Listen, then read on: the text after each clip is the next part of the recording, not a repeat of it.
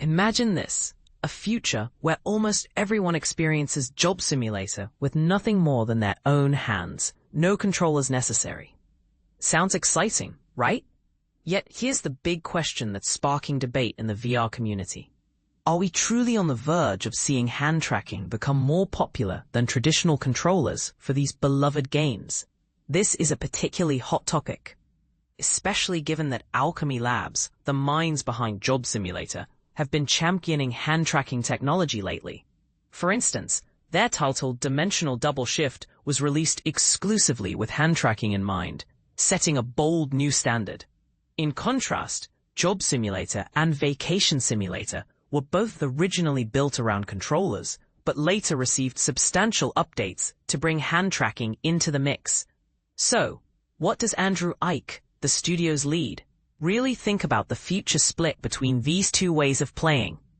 When put on the spot during an interview at Gamescom, Eiche quipped with a grin that ultimately the answer is largely out of their hands. While he hopes and even believes that hand tracking could soon surpass controllers in popularity, he openly admits that a lot depends on factors well beyond Owlchemy Labs' direct influence. Here's where things get controversial. Eiche points out a major disconnect between the big dreams of tech companies and the real-world interests of XR users. Take Google as an example. Many tech giants envision us all doing serious work in XR environments, but the actual adoption just hasn't matched those ambitious projections. Are tech companies out of touch with what real users want from VR? Let's dig deeper.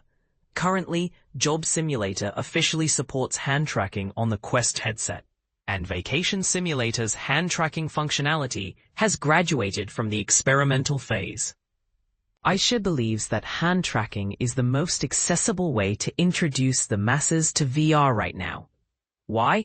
Because it's intuitive. Instead of learning a new controller layout, players just use their natural movements. This approach has caught on.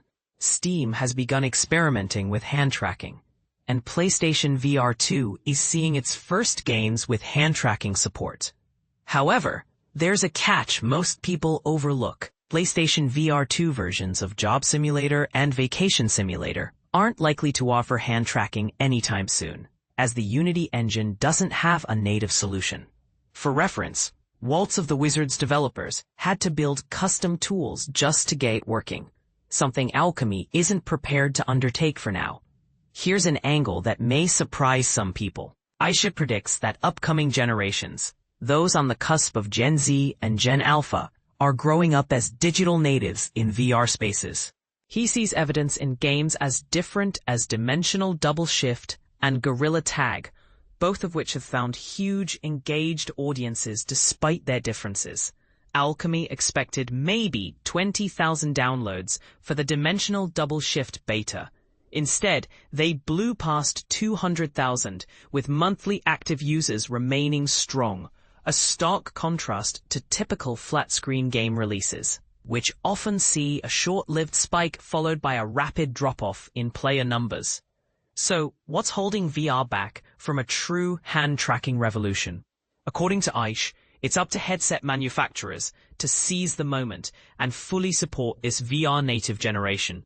There's a bold opportunity to catch the wave, but will anyone be brave enough to go all in? Here's something for you to consider, and maybe challenge. Do you believe hand tracking will ever truly become the default for VR gaming? Or are we underestimating how much people still prefer the feel and precision of physical controllers?